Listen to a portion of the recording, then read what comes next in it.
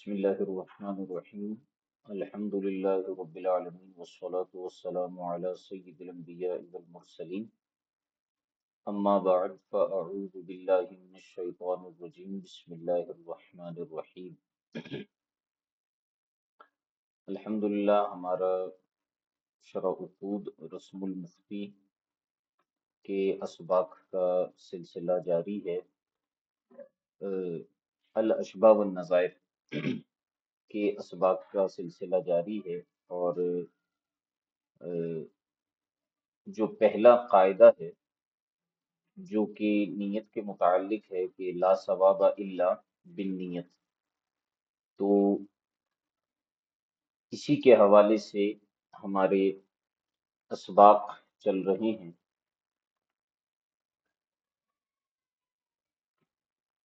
گزشتہ جو ہم نے سبق پڑھا وہ یہاں تک پہنچا تھا کہ قضا کے معاملات کے حوالے سے گفتگو کی گئی تھی،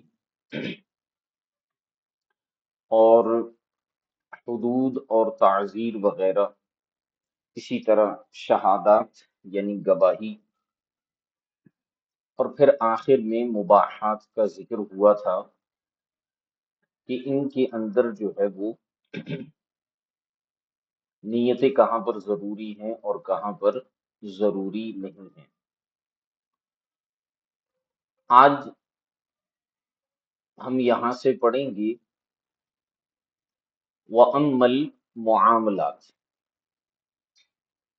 بہرحال جہاں تک تعلق ہے معاملات کا، تو اس حوالے سے ارشاد فرمایا کہ وَأَمَّا الْمُعَامَلَاتُ فَأَنْوَاعٌ۔ بہرحال جہاں تک تعلق ہے معاملات کا، تو یہ کئی اقسام پر اور کئی انواع پر مشتمل ہیں۔ دیکھیں، ایک چیز ہے اعتقادات یعنی عقائد وغیرہ، علم کلام سے متعلق چیزیں، انہیں بھی فقہا نے فقہ میں شمار کیا ہے، اور دوسرا ہے عبادات کا شعبہ، جس کے اندر ہم ایسی چیزیں دیکھتے ہیں، ایسے افعال جن کا تعلق اللہ تبارک و تعالی کے اوامر کے ساتھ ہے اور خالصتاً وہ حقاً للہ ہیں، تو وہ عبادت کہلاتی ہیں چیزیں۔ اور کچھ چیزیں ہماری زندگی میں معاملات ہیں۔ معاملات ایسی چیزیں ہوتی ہیں کہ جو انسان لوگوں کے ساتھ کرتا ہے، اور بعض افراد کو، یعنی ایک انسان دوسرے انسان کو کسی نہ کسی طور پر فائدہ پہنچاتا ہے، اسی لیے جو ہے وہ معاملات کا سلسلہ رکھا گیا ہے۔ جیسے بیوع وغیرہ ہے، خرید و فروخت ہے، آپ کوئی چیز خریدتے ہیں اور بیچتے ہیں، خریدتے ہیں اپنے فائدے کے لیے، کسی کو پیسے کی ضرورت ہے آپ اس کو پیسہ دیتے ہیں، اور آپ کو کسی مال کی ضرورت ہے آپ مال خریدتے ہیں، تو دونوں کا فائدہ ہو جاتا ہے۔ اسی طرح آپ کوئی چیز بیچتے ہیں، آپ کو پیسے کی ضرورت ہے، سامنے والے کو اس مال کی ضرورت ہے، تو آپ اس کو بیچ دیتے ہیں۔ تو اسی طرح مضاربت بھی اس میں آ جاتا ہے، اور بہت سارے جو ہیں اس کے اندر معاملات آ جاتے ہیں۔ تو اس لیے انہوں نے ارشاد فرمایا کہ معاملات کی کئی قسمیں ہیں۔ فالبیع، ان میں سے جو سب سے بڑی قسم بنتی ہے معاملات کی، اہم ترین قسم ہے، وہ ہے خرید و فروخت، بیع و شراء۔ فرماتے ہیں فالبیع لا یتوقف علیہا، جہاں تک بیع کا تعلق ہے، خرید و فروخت کا تعلق ہے، تو وہ نیت پر موقوف نہیں ہے۔ یعنی کوئی شخص اگر جو ہے وہ خریدنے یا بیچنے کی نیت نہ بھی رکھے، لیکن ایجاب و قبول کر لے، تو بیع منعقد ہو جائے گا۔ البیع ینعقد بالایجاب والقبول، کہ بے جو ہے وہ ایجاب اور قبول سے ہی منعقد ہو جاتا ہے، اس میں کہیں پر بھی نیت کی بحث ذکر نہیں کی۔ اور جس طرح سے کل ہم نے جو ہے مباحات اور ان چیزوں کے حوالے سے یہ بحث پڑھی تھی کہ بعض ایسے معاملات ہوتے ہیں کہ جن کے اندر جو ہے وہ ہمیں اگرچہ نیت کی حاجت اور ضرورت نہیں رہتی، لیکن اگر ہم حسن نیت رکھیں، اچھی نیت کے ساتھ وہ معاملہ کریں تو ہمیں ثواب ملے گا۔ تو اگر کوئی شخص بے کرتا ہے اور اچھی نیت کے ساتھ کرتا ہے، کسب مال کا ایک ذریعہ ہے، تو ایسی صورت میں اس کو اس کا ثواب ملے گا۔ لیکن نفس بے جو ہے، انعقاد بے اور صحت بے، یہ نیت پر موقوف نہیں ہے۔ ٹھیک ہے، اور اس کی کئی وجوہات بن سکتی ہیں۔ ایک وجہ وہ ہے جو کل ہم نے وقف اور دیگر معاملات کے حوالے سے پڑھا تھا، اطاق کے حوالے سے پڑھا تھا، کہ اس میں ایک دلیل یہ بنی تھی کہ وقف اور اطاق کافر کی جانب سے بھی صحیح شمار ہوتے ہیں، اس لیے اس میں نیت ضروری نہیں ہے، کیونکہ اس میں تو پھر جو ہے وہ یہ عبادت نہیں ہے تو نیت ضروری نہیں۔ اسی طرح بے جو ہے یہ بھی کافر کی جانب سے درست ہو جائے گا، تو کافر کے لیے بھی نیت ضروری نہیں ہے۔ تو اسی طرح جو ہے وہ اسی دلیل کی بنیاد پر ہم یہ کہہ سکتے ہیں کہ بے میں بھی نیت ضروری نہیں ہے۔ وَكَذَا الْإِقَالَةُ وَالْإِجَارَةُ، اسی طرح اقالہ اور اجارہ۔ اقالہ جو ہے وہ بیع کو ختم کرنے کو کہتے ہیں، کہ جو بائع ہے وہ مال لے لیتا ہے واپس، اور مشتری جو ہے سمن واپس لے لیتا ہے، اس کو اقالہ کہا جاتا ہے، بے کو ختم کر دینا۔ اس میں بھی نیت کی کوئی ضرورت نہیں ہے۔ اسی طرح اجارے میں بھی نیت کی کوئی ضرورت نہیں ہے۔ اجارہ فی نفسی ہی جو ہے وہ اب اس پر تو تفصیلی ایک بحث ہے، لیکن بہرحال اجارہ جو ہے یہ بیع ہی کی ایک شکل ہے، کہ انسان جو ہے وہ منفعت بیچتا ہے اور اس کے بدلے اسے مال ملتا ہے، ثمن ملتا ہے۔ تو اجارہ جو ہے وہ منفعت بیچنے کو کہتے ہیں اصولی طور پر۔ تو اجارہ بھی جو ہے وہ چونکہ بے کے تبعیت میں آتا ہے، بے کی طرح ہوتا ہے، اس لیے اس میں بھی نیت شرط نہیں۔ لیکن فرماتے ہیں کہ فقہا نے اس مقام پر ایک بات کہی ہے کہ ان عقد بمضارع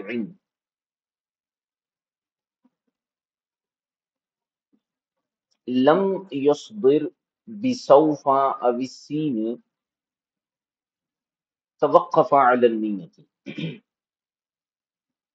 فرماتے ہیں کہ فقہا فرماتے ہیں کہ اگر کسی شخص نے عقد یعنی عقد بے کیا مضارع کی صیغے کے ساتھ۔ اچھا، فقہ کی کتابوں میں آپ نے یہ بات پڑھی ہوگی کہ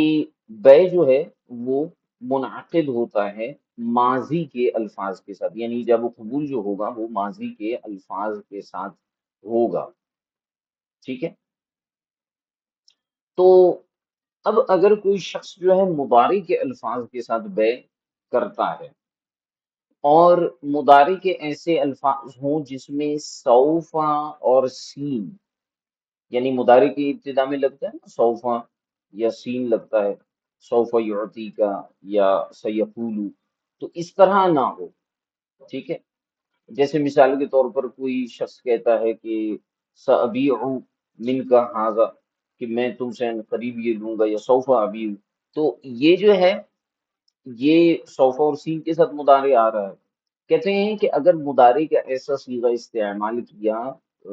عقد کے لیے کہ جو صوفہ اور سین کے ساتھ استعمال نہیں ہوا، تو توقف علی النیتی، ایسی بے جو ہے وہ نیت پر موقوف ہوگی۔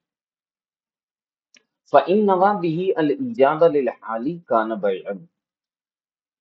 تو اگر اس نے جو ہے وہ ایجاب للحال یعنی فوراً ایجاب کی نیت کی ہے تو وہ بے ہوگا، وَإِلَّا لا، اور اگر اس نے مطلقاً مضارع کی یعنی مستقبل کی نیت کی ہے تو پھر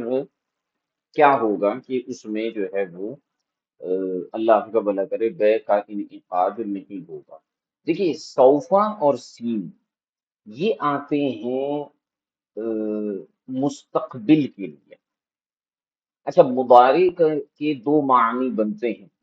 جو ہم اردو دان ہیں، ہم اردو کے لیے مضارع کے دو معنی کرتے ہیں، ایک حال کا اور ایک مستقبل کا، فیوچر کا. تو اگر ہم سوفا یا سین لگا دیں تو مضارع کے اندر یہ تحقق پیدا ہو جائے گا کہ یہ مستقبل کے لیے آ گیا. اس لیے فرمائیں کہ اگر ایسے مضارع کا صیغہ ہے جس میں سوفا اور سین نہیں ہے تو اس میں احتمال آ گیا کہ ہو سکتا ہے جو ہے اس سے اس کی مراد جو ہے حال ہو، مضارع مستقبل نہ ہو. تو اس لیے فرماتے ہیں کہ اگر نیت کرے گا تو متعین ہو جائے گا، ایجاب حال کی اگر نیت کر لے گا تو متعین ہو جائے گا کہ یہ فوراً بے کرنا چاہ رہا ہے. لیکن اگر سوفا اور سین لگا دیا تو پھر کیا ہو جائے گا کہ ایسی صورتحال کے اندر جو ہے وہ یہ بات متحقق ہو جائے گی کہ یہ مستقبل مراد لے رہا ہے اور مستقبل کی صیغے سے بے کا انعقاد نہیں ہوگا. بخلاف صیغۃ الماضی، برخلاف ماضی کے صیغے کے، فإن البيع بها لا يتوقف على النية، کہ ماضی کے صیغے میں بے جو ہے وہ نیت پر موقوف نہیں ہے. وأما المضارع المتخصص للاستقبال فهو كالأمر لا يصح البيع به. اور رہی بات مضارع کے اس صیغے کی جسے خاص کر دیا جائے استقبال یعنی مستقبل کے ساتھ سینا اور سین اور صوف وغیرہ لگا کر، تو فرماتے ہیں فہوا کالامر، تو وہ امر کی طرح ہے یعنی انشاء کی طرح ہے. لا یصح البیع به، اس کے ذریعے بے جو ہے وہ درست نہیں ہوگا، ولا بالنیتی، اور نہ ہی نیت کے ذریعے بے درست ہوگی. وقد اوضحناه فی شرح الکنز، اور ہم نے اس کی وضاحت کنز الدقائق کی شرح بحر الرائق کے اندر کی ہے، وہاں آپ ملاحظہ کر سکتے ہیں. وقالوا لا يصح مع الحزل لعدم الرضا بحکمه معه. اور فقہا یہاں پر بے کے متعلق ایک اور بات بھی بیان کرتے ہیں، اور وہ یہ ہے کہ حزل کے ذریعے بے کا انعقاد نہیں ہوگا کیونکہ اس میں رضامندی نہیں پائی جا رہی بحکمه معه، اس کے ساتھ حکم لگانے کی. ٹھیک ہے، لہٰذا اگر کوئی شخص جو ہے ہزل کے ساتھ یعنی مذاق وذاق میں بے کرتا ہے تو پھر بے درست نہیں ہوگی. وَأَمَّا الْهِبَةُ، معاملات کے اندر ایک اور چیز ہے ہبہ، گفٹ کرنا، کسی کو تحفہ دینا. فرماتے ہیں فلا یتوقف علی النیتی یا تتوقف علی النیتی، رہی بات ہبہ کی تو یہ بھی نیت پر، نیت ہبہ پر موقوف نہیں ہے. قالوا، فقہا فرماتے ہیں لو وہب مازحا صحت، فقہا فرماتے ہیں کہ اگر کسی شخص نے ہبا کیا مزاح کرتے ہوئے، مزاح کرتے ہوئے، مزاح کا مطلب یہ ہوتا ہے کہ خوش طبعی کرتے ہوئے کسی نے جو ہے، ہزل جو ہے وہ مذاق ہوتا ہے اور مزاح جو ہے یہ خوش طبعی ہوتی ہے. ہزل میں جو ہے وہ جھوٹ پایا جاتا ہے، مزاح کے اندر جو ہے جھوٹ نہیں پایا جاتا. اسی لیے علماء فرماتے ہیں کہ مزاح کرنا جو ہے یہ سنت سے ثابت ہے لیکن اس میں جھوٹ نہیں. ایسی خوش طبعی جس کے اندر جھوٹ نہ ہو وہ مزاح کہلاتا ہے. تو اگر کسی نے کسی کو کوئی چیز ہبا کی بطور مزاح کے، صحت، وہ ہبا جو ہے درست ہوگا.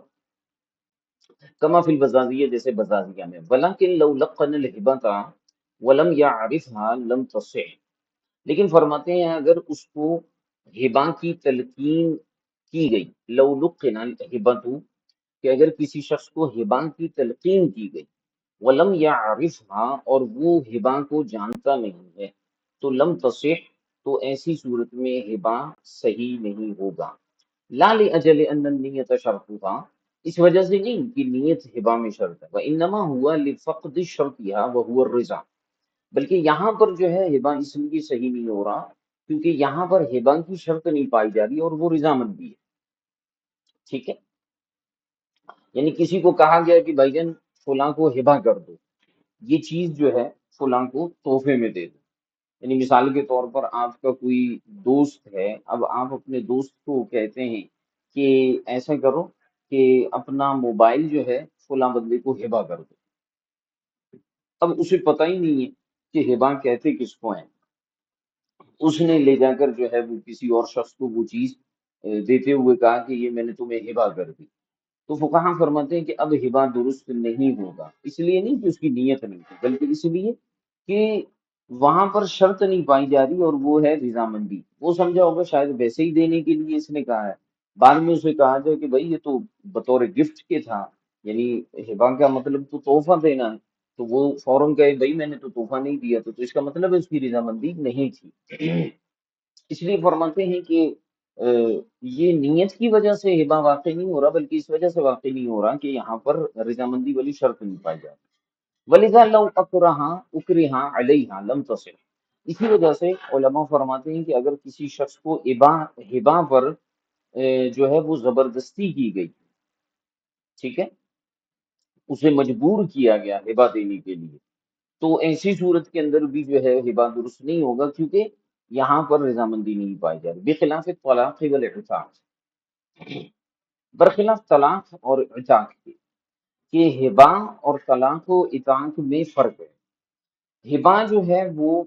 تلقین سے منعقد نہیں ہوگا، جبکہ جو ملقن ہے اسے اس کا معنی پتہ نہ ہو، ٹھیک ہے۔ لیکن طلاق اور عتاق میں اگر کوئی شخص کسی کو تلقین کرتا ہے، کہ مثال کے طور پر کوئی شخص کسی کو کہتا ہے کہ اپنی بیوی کو طلاق دے دو، اور وہ طلاق دے دیتا ہے، تو ایسی صورت میں طلاق واقع ہو جائے گی۔ اور اسی طرح کوئی کسی کو کہتا ہے کہ اپنے غلام کو آزاد کر دو، تو ایسی صورت میں عتاق بھی واقع ہو جائے گا۔ فرماتے فَإِنَّهُمَا يَقَعَانِ بِالتَّلْقِينِ ممن لا يعرفهما، فرماتے ہیں یہ جو ہیں یہ تلقین سے بھی واقع ہو جائیں گے اس کے لیے جو ان چیزوں کو، یعنی طلاق اور عتاق کا معنی نہیں جانتا۔ کیوں؟ لأن الرضا ليس بشرطهما، کیونکہ طلاق اور عتاق میں رضامندی شرطی نہیں، تو وہ شرط جو ہبا میں ہے اس کے نہ پائے جانے کی وجہ سے ہبا منعقد نہیں ہو رہا تھا تلقین والی صورت میں،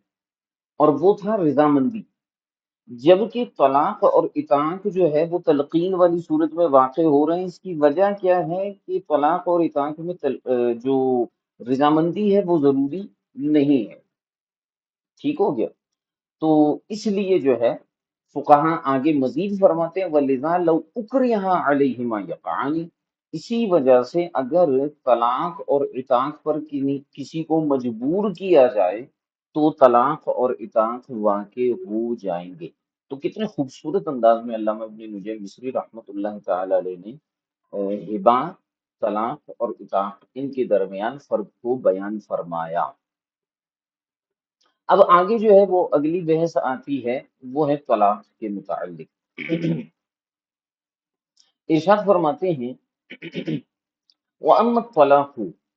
اور بہرحال طلاق، فصریح و کنایت، تو طلاق کی جو ہے وہ دو قسمیں بنتی ہیں جو کہ مشہور قسمیں ہیں، صریح اور کنایہ۔ جی جی، فرمائیں کہ طلاق کی دو قسمیں بنتی ہیں، طلاق صریح اور طلاق کنایہ۔ یہ الفاظ کے اعتبار سے اس کی تقسیم ہوتی ہے کہ وہ الفاظ جو صراحتاً طلاق پر دلالت کریں، شامل وغیرہ میں اس کی تعریفات لکھی ہوئی ہیں، تو وہ الفاظ جب استعمال کیے جائیں گے طلاق کے لیے تو اس سے جو طلاق ہوگی طلاق صریح کہلاتی ہے، اور اگر کنائی الفاظ ہوں گے تو طلاق کنایہ اس کو ہم کہتے ہیں۔ فرماتے ہیں فَالْأَوَّلُ لَا يُحْتَاجُ فِي وُقُوعِهِ إِلَيْهَا، جو پہلی قسم ہے یعنی صریح، وہ طلاق کے واقع ہونے میں نیت کی محتاج نہیں ہے۔ فَلَوْ طَلَّقَ غَافِلًا أَوْ سَاهِيًا أَوْ مُخْطِئًا وَقَعَ، اگر کسی نے صریح الفاظ کے ساتھ غافل ہوتے ہوئے، بھولے سے یا خطا کرتے ہوئے طلاق دے دی، تو ایسی صورت میں ارشاد فرماتے ہیں کہ طلاق واقع ہو جائے گی۔ غفلت سے، سہو سے، بھولے سے، ان کنڈیشنز میں اگر کسی نے جو ہے وہ طلاق دے دی تو طلاق واقع ہو جائے گی۔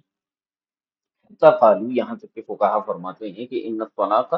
یقع بالالفاظ المصحفۃ قضاء، فقہا تو یہاں تک فرماتے ہیں کہ طلاق جو ہے وہ الفاظ مصحفہ کے ذریعے بھی قضاء واقع ہو جائے گی۔ الفاظ مصحفہ کی بحث جو ہے وہ تصحیف شدہ الفاظ کی بحث باہر شریعت میں بھی ہے، فقہی دیگر کتابوں میں بھی ہے، شامی وغیرہ میں بھی آپ کو ملے گی۔ الفاظ مصحفہ کا مطلب یہ ہے کہ وہ الفاظ جن کے اندر تصحیف کی گئی ہے،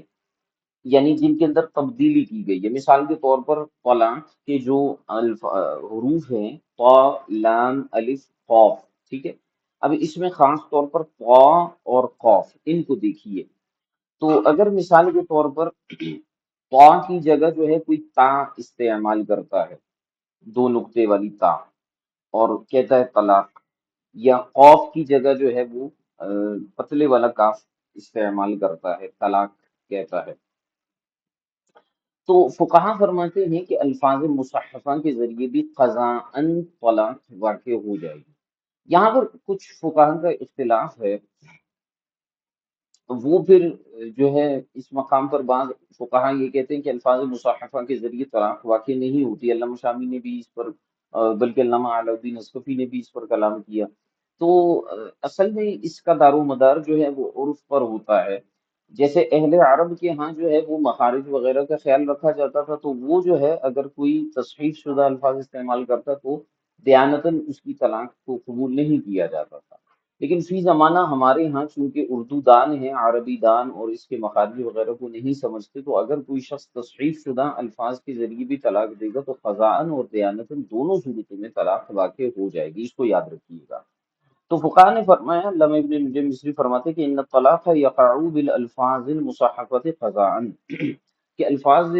مصحفہ کے ذریعے جو ہے طلاق قضاءً واقع ہو جائے گی، ولکن لابد ان یقصدہا باللفظ، لیکن انہوں نے فرمایا کہ ضروری یہ ہے کہ وہ الفاظ کے ذریعے اپنی زوجہ کا ارادہ کرے، یعنی الفاظ کے ذریعے جو ہے اپنی بیوی کا ارادہ کرے کہ اس کو میں طلاق دے رہا ہوں۔ قال لو کرر مسائل الطلاق بحضرتها ويقول في كل مرة انت طالق لم يقع الطلاق بحضرتها۔ فقہا اس حوالے سے ایک اور مسئلہ ارشاد فرماتے ہیں کہ اگر کسی شخص نے اپنی زوجہ کی موجودگی میں مسائل طلاق کی تکرار کی، مثال کے طور پر کوئی مفتی صاحب ہے، کوئی استاد ہے، اور وہ جو ہے وہ چند طالبات کو پڑھا رہا ہے، اس میں اس کی زوجہ بھی موجود ہے، تو وہ جو ہے وہ مسائل طلاق کو بیان کرتے ہوئے ان کی تکرار کر رہا ہے اپنی زوجہ کی موجودگی میں، وہ یقول فی کل مرتين، اور ہر مرتبہ وہ اپنی زوجہ کو سامنے جو ہے وہ کہتا ہے انتی طالق، تو فرماتے ہیں لم یقع الطلاق بحضرتها، اس عورت کی موجودگی کی وجہ سے جو ہے وہ طلاق واقع نہیں ہوگی۔ ولو کتبت امراتی، ولو کتبت، اور اگر جو ہے کسی شخص کی زوجہ نے لکھا امراتی طالق او انتی طالق وقالت له اقرأ علی فقرأ علیہا لم یقع لعدم قصده باللفظ، اسی اصول کے پیش نظر کہ وہ عورت کا ارادہ کرے گا، پیچھے جو ہم نے کہا یہ جو ہے وہ نسبت کے حوالے سے کتاب الطلاق میں یہ بحث آتی ہے کہ طلاق کو کس کی جانب منسوب کرے گا، تو اسی کے پیش نظر جو ہے یہ مسئلہ آتا ہے کہ اگر عورت نے لکھا انتی طالق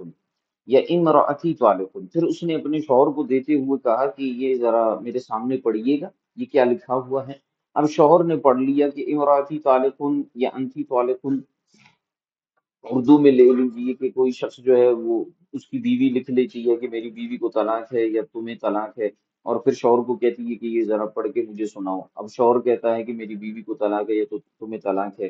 تو ایسی صورت میں فرماتے ہیں کہ طلاق واقع نہیں ہوگی۔ کیوں نہیں ہوگی؟ لعدم قصدہ باللفظ، کیونکہ وہ ان الفاظ کے ذریعے اپنی بیوی کا ارادہ کر ہی نہیں رہا، وہ تو صرف قرات کر رہا ہے۔ ولا ينافيه قولهم ان الصریح لا يحتاج الى النیت، اور فرماتے ہیں کہ اس مسئلے کے منافی فقہا کا یہ قول نہیں ہے کہ صریح جو ہے وہ نیت کی محتاج نہیں ہے۔ یہاں پر ایک اعتراض کا جواب دے رہے ہیں علامہ ابن نجم مصری کہ آپ نے تو یہ کہا کہ اگر کسی شخص نے جو ہے وہ سری طلاق کے الفاظ کاغذ پہ کسی بیوی نے اس کو لکھ کر دے دی اور اس نے پڑھ لیے، تو آپ نے کہا کہ طلاق واقع نہیں ہوگی، کیوں واقع نہیں ہوگی؟ کیونکہ آپ نے کہا کہ اس میں تو اس کا قصد و ارادہ نہیں تھا۔ اچھا، یہاں تو آپ قصد و ارادہ کا اعتبار کر رہے ہیں، اور فقہا یہ بھی فرماتے ہیں کہ بھائی شرع کے اندر جو ہے نیت کی ضرورت ہی نہیں ہے۔ تو ہم نے اس کا جواب یوں دیا، علامہ ابن ڈنڈین مصری رحمۃ اللہ تعالی علیہ فرماتے ہیں دونوں چیزوں میں فرق ہے۔ جو ہم یہ کہہ رہے ہیں نا کہ الفاظ میں جو ہے وہ قصد ہو، وہاں مراد یہ ہے کہ طلاق کا ارادہ، طلاق کے ارادے کی بات نہیں ہو رہی، بلکہ عورت کی طرف نسبت کے ارادے کی بات ہو رہی کہ وہ اپنی بیوی کی جانب منسوب کرے۔ اس کو ہم نے تعبیر کیا ہے قصد کے ساتھ۔ تو اگر وہ طلاق کو اپنی بیوی کی جانب منسوب نہیں کرتا اور ویسے ہی کہہ دیتا ہے، جیسے مثال کے طور پر سمجھانے کے لیے کہہ دیتا ہے، پڑھاتے ہوئے کہہ دیتا ہے، یا جناب والا اس کی بیوی نے اس کو لکھ کر دے دیا اور اس نے پڑھ لیا، تو ایسی صورت میں چونکہ وہ عورت کی طرف قصد کر ہی نہیں رہا ان الفاظ کے ذریعے، اس لیے واقع نہیں ہوگا۔ اور جہاں تک بات ہے فقہا کا یہ کہنا کہ شرع کو نیت کی ضرورت نہیں ہے، تو وہاں پر یہ بات ہے کہ وہاں پر طلاق کی نیت کی ضرورت نہیں ہوتی، بس نسبت کر دینا ہی کافی ہو جاتا ہے، منسوب کر دینا ہی کافی ہو جاتا ہے۔ وقالو، اسی کو فقہا جو ہے وہ اضافت طلاق کہتے ہیں، ٹھیک ہے۔ وقالو، اور فقہا کہتے ہیں کہ اگر کوئی کہے لو قال انتی طالق، اگر کسی نے جو ہے وہ کہا انتی طالق ناویا الطلاق من وساق لم یقع دیانتا ووقع قضاء، مثال کے طور پر کسی شخص کی بیوی جو ہے وہ رسیوں سے باندھی گئی تھی یا اس نے خود باندھ دی تھی، اور پھر جو ہے وہ اس کی رسیاں کھولتے ہوئے کہتا ہے انتی طالق، تو طالق کا معنی تو یہ ہوتا ہے کہ آزاد۔ تو اب وہ جو ہے کہتا ہے کہ انتی طالق، اور نیت یہ کرتا ہے کہ یہ جو رسیاں تمہاری ہیں ان سے میں تمہیں کھول رہا ہوں، آزاد کر رہا ہوں۔ تو ناوین الطلاق من وثاق، رسیوں سے باندھے جانے سے کھولنے کی نیت کرتے ہوئے۔ تو فقہ فرماتے ہیں لم یقع دیانتن، یہ دیانتن جو ہے طلاق واقع نہیں ہوگی، لیکن وہ وقع قضاء، قضاء اگر مسئلہ قاضی کے پاس چلا جائے گا تو یہ طلاق واقع ہو جائے گی۔ وفی عبارت بعض الکتب ان الطلاق المختی واقع، ان طلاق المختی واقع قضاء لا دیانتن، اور فقہ کی بعض عبارتوں میں یہ بات بھی لکھی ہوئی ہے کہ وہ فرماتے ہیں کہ مختی یعنی غلطی سے طلاق دینے والا جو ہوتا ہے، اس کی طلاق جو ہے وہ قضاءً تو واقع ہوگی لیکن دیانتاً واقع نہیں ہوگی۔ فظاہر بہذا ان الصریح لا یحتاج الیہا، انہی باتوں سے جو ہے یہ بات ظاہر ہو رہی ہے کہ شرعی طلاق کو جو ہے وہ نیت کی ضرورت نہیں ہے قضاءً، ٹھیک ہے۔ یعنی جب قاضی کے پاس جائیں گے تو قاضی نیت نہیں پوچھے گا، تو خزانے یہ طلاقیں کیوں واقع ہو رہی ہیں؟ یہ الطلاق من وثاق، اور اسی طرح جو ہے اگر کوئی شخص غلطی سے طلاق دے دیتا ہے، اب قاضی کے پاس جائیں گے تو قاضی جو ہے وہ نیت پوچھے گا ہی نہیں، تو قاضی جب نیت نہیں پوچھ رہا تو اس کا مطلب یہ ہے کہ شرع کے اندر نیت کی ضرورت نہیں ہوتی، اس لیے فرمایا فظاہر بہذا، انہی مسائل سے یہ بات ظاہر ہو گئی کہ ان الصریح لا یحتاج الیہا، کہ صریح جو ہے اسے نیت کی ضرورت نہیں ہے قضاءً، ویحتاج الیہا دیانتاً، ہاں دیانتاً بعض صورتوں میں جو ہے وہ صریح کو نیت کی ضرورت ہوتی ہے، لیکن یہ ہر جگہ نہیں ہوگا کہ آپ کہیں کہ جی قاضی کے پاس نہیں گئے، ویسے ہی آپس میں مسئلہ نمٹا دی اور کہا کہ جی میری تو نیت نہیں تھی، ایسا نہیں ہوگا۔ وہ دلالت حال کے طور پر بعض مقامات پر صرف جو ہے اس میں دیانتاً حکم دیا گیا ہے کہ طلاق نہیں ہوگی، جیسے رسیاں کھولتے ہوئے، اب یہ تو دلالت حال بتا رہے کہ رسیاں کھولتے ہوئے اس نے کیا تھا، اس لیے ہم دیانتاً اس کو طلاق کا حکم نہیں دے رہے، ورنہ کھڑے کھڑے غصے میں اگر وہ کہتا ہے کہ انتی طالق، تو ایسی صورت میں یہ نہیں دیکھا جائے گا کہ جی دیانتاً جو ہے نیت کی ضرورت ہے، ٹھیک ہے۔ تو یہ وَيُحْتَاجُ إِلَيْهَا دیانتاً کا مطلب یہ ہے کہ جہاں پر دلالت حال اس بات کا تقاضا کر رہا ہو کہ یہاں نیت کو دیکھا جائے گا، ہو سکتا ہے اس کا ارادہ طلاق کا نہ ہو، ان صورتوں میں دیانتاً جو ہے وہ نیت کی ضرورت ہوگی، ہر جگہ نہیں۔ ولا يرد عليه قولهم انه لو طلقها حاضلا يقع عليه قضاء ولا وديانة، اور فرماتے ہیں کہ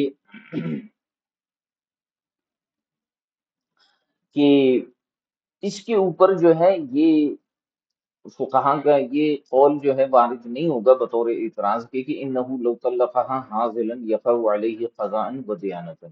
کہ فقہا نے ایک مقام پر یہ فرمایا کہ اگر کسی شخص نے اپنی بیوی کو مذاق میں طلاق دی تو وہ قضاءً بھی واقع ہوگی اور دیانتاً بھی واقع ہوگی۔ اب یہاں پر بھی ایک اعتراض کا جواب دے رہے ہیں علامہ ابن نجم مصری، فرماتے ہیں کہ پیچھے آپ نے کہا کہ جہاں پر جو ہے وہ دیانت کی ہم نے بات کی تو وہاں پر ہم نے کہا کہ نیت کی ضرورت ہوگی اور قضاءً ضرورت نہیں ہوگی، تو لہٰذا اگر کسی شخص نے اپنی بیوی کو مذاق میں طلاق دی تو فقہا اس مقام پر کہتے ہیں کہ بھائی قضاءً بھی طلاق واقع ہوگی اور دیانتاً بھی۔ تو دیانتاً اگر دیکھا جائے ایک شخص مذاق کر رہا ہے تو مذاق میں تو اس کا قصد و ارادہ نہیں ہوتا طلاق دینے کا، تو دیانتاً تو اس کی طلاق واقع نہیں ہونی چاہیے، جیسے کہ وہاں قبل مسائل کے اندر ہم نے بیان کیا۔ لیکن فقہا اس کے برعکس یہ کہتے ہیں کہ نہیں، اگر کوئی مذاق میں طلاق دیتا ہے تو قضاءً تو واقع ہوگی ہی ہوگی، دیانتاً بھی ہوگی۔ تو یہ مسئلہ کیوں مختلف ہے؟ اس مسئلے میں کیا ایسی صورتحال ہے جس کی وجہ سے یہ مسئلہ گزشتہ مسائل سے مختلف ہو رہا ہے؟ اس کا جواب دیتے ہوئے آپ علیہ الرحمہ ارشاد فرماتے ہیں لأن الشارع جعل حظله به جدا، کہ شارع نے طلاق کی صورت میں حزل کو یعنی مذاق کو بھی جداً سنجیدگی شمار کیا ہے۔ شارع نے مذاق کو بھی طلاق کے معاملے میں جو ہے وہ سنجیدگی شمار کیا ہے۔ تو اس کے متعلق وہ ایک حدیث مبارکہ ہے کہ نبی کریم صلی اللہ علیہ وآلہ وسلم نے ارشاد فرمایا کہ تین چیزیں ایسی ہیں کہ جن میں سنجیدگی بھی سنجیدگی ہے اور مذاق بھی سنجیدگی ہے، انہی میں سے جو ہے وہ ایک یہ معاملہ بھی ہے کہ جس میں آپ علیہ الصلوۃ والسلام نے فرمایا کہ طلاق، یعنی طلاق ایسی چیز ہے جس میں سنجیدگی میں بھی طلاق واقع ہوگی، اور اگر کوئی شخص مذاق میں یا غصے میں یا جس کنڈیشن میں بھی جو ہے وہ طلاق دیتا ہے تو ایسی صورت میں طلاق واقع ہو جائے گی۔ وقالوا لا تصح نیت الثلاث فی انت طالق، اچھا فقہا فرماتے ہیں کہ اگر کوئی کہتا ہے کہ انتی طالق، صرف انتی طالق کہتا ہے ایک مرتبہ اور اس میں تین کی نیت کرتا ہے، فقہا فرماتے ہیں کہ یہ نیت صحیح نہیں ہے، ولا نیت البائنی، اور نہ ہی بائن کی نیت کرنا جو ہے وہ درست ہوگی انتی طالق کہنے میں۔ تو انتی طالق کہنے سے ایک ہی طلاق رجعیہ واقع ہوگی، بھلے وہ تین کی، 10 کی، 5 کی، جتنے کی بھی نیت کرتا ہے درست نہیں ہے۔ اور اسی طرح جو ہے اگر وہ انتی طالقن کہتا ہے اور طلاق سے مراد طلاق بائنہ لیتا ہے تو بھی وہ نیت درست نہیں ہوگی، طلاق رجعیہ ہی واقع ہوگی۔ ولا تصح نیت السنتین فی المصدر، اسی طرح جو ہے وہ اگر مصدر استعمال کرتا ہے تو اس میں بھی جو ہے وہ اللہ آپ کا بھلا کرے دو کی نیت درست نہیں ہوگی، یعنی انت طلاق اگر کہتا ہے تو ایسی صورت میں بھی جو ہے وہ دو کی نیت درست نہیں ہوگی۔ الا ان تکون المرأة امۃ، ہاں اگر عورت جو ہے وہ باندی ہو، کنیز ہو، تو ایسی صورت میں چونکہ اس کی طلاق نصف ہوتی ہے تو اب دو کی نیت صحیح ہوگی۔ اصل میں مسئلہ یوں ہے کہ جب مصدر کا استعمال ہوگا نا تو یہ بحث آپ نے اگر نور الانوار میں پڑھی ہو، اب یہ نور الانوار میں ایک مقام پر یہ بحث آتی ہے امر کے اندر، غالباً جو مجھے یاد آ رہا ہے کہ امر میں یہ بحث آتی ہے کہ یہ جو مصدر ہے یا خاص کے اندر یہ بحث آتی ہے، ذہن میں میرے نہیں آ رہا، امر میں یا خاص میں یہ بحث آتی ہے، نور الانوار میں اور دیگر بھی اصول فقہ کی کتابوں میں یہ بحث آتی ہے کہ جب مصدر استعمال کریں گے نا تو مصدر جو ہے ایک اس کا فرد حقیقی ہوتا ہے اور ایک اس کا جو ہے وہ فرد احتمالی ہوتا ہے۔ فرد حقیقی تو اس کا ایک ہے، تو اگر کوئی کہتا ہے انت طلاق، تو ایسی صورت حال کے اندر جو ہے وہ ایک طلاق واقع ہو جائے گی بغیر نیت کے، یعنی اگر وہ نیت نہیں کرتا تو ایسی صورت حال کے اندر تو اس کی طرف سے ایک طلاق واقع ہو جائے گی انت طلاق کہنے کی صورت میں، اور اگر وہ اس سے دو کی نیت کرتا ہے تو بھی ایک طلاق واقع ہوگی، اور اگر وہ اس سے جو ہے تین کی نیت کرتا ہے تو ایسی صورت میں فقہا فرماتے ہیں کہ تین طلاقیں واقع ہو جائیں گی، دو کی نیت درست نہیں ہوگی۔ کیونکہ عورت کے حق میں جو ہے وہ آزاد عورت کے حق میں جو ہے دو، نہ فرد حقیقی ہے نہ فرد احتمالی یا فرد حکمی ہے، تو اس وجہ سے جو ہے وہ آزاد عورت کے لیے دو کی نیت اس میں درست نہیں ہوگی، جبکہ مصدر استعمال کر رہا ہے۔ ہاں وہ تصح نیت و سلاسی، ہاں اگر وہ تین کی نیت کرتا ہے تو یہ نیت بہرحال درست ہو جائے گی۔ اچھا وَأَمَّا كِنَایَاتُهُ، اب رہی بات طلاق کنایہ کی، تو اس کے حوالے سے آپ رحمۃ اللہ تعالی علیہ ارشاد فرماتے ہیں کہ فلا یقع بها الا بالنیت دیانتا، تو جو کنایہ الفاظ ہیں ان کے ذریعے جو ہے وہ طلاق واقع نہیں ہوگی مگر نیت کے ساتھ، دیانتن بھی، یعنی قضاءً تو ہوگی ہی ہوگی، وہاں پر نیت کو پوچھا جائے گا، لیکن دیانتن بھی جو ہے وہ طلاق واقع ہو جائے گی اگر وہ نیت کرتا ہے، نیت نہیں کرتا تو واقع نہیں ہوگی۔ سواؤں کان معاہا مذاکرۃ الطلاق، چاہے اس کے ساتھ جو ہے وہ مذاکرہ طلاق چل رہا ہو، یعنی مذاکرہ طلاق جو ہے یہ قرینہ ہوتا ہے طلاق کے اوپر۔ مذاکرہ طلاق کا مطلب یہ ہوتا ہے کہ شدید قسم کی لڑائی جھگڑا جو ہے نا میاں بیوی کے درمیان چل رہا ہے اور ایسا لگ رہا ہے کہ اب طلاق واقع ہو جائے گی، تو اس کو جو ہے وہ مذاکرہ طلاق کہا جاتا ہے۔ تو فرماتے ہیں کہ چاہے جو ہے وہ مذاکرہ طلاق ہو، یا جو ہے فرماتے ہیں کہ یا مذاکرہ طلاق نہ ہو، اگر وہ کنایہ الفاظ استعمال کرتا ہے اور نیت جو ہے وہ طلاق کی ہوتی ہے تو طلاق واقع ہو جائے گی۔ والمذاکرۃ انما تقوم مقام النیت فی القضاء الا فی لفظ الحرام، اور فرماتے ہیں کہ مذاکرہ طلاق جو ہے یہ قائم مقام نیت کے ہوتا ہے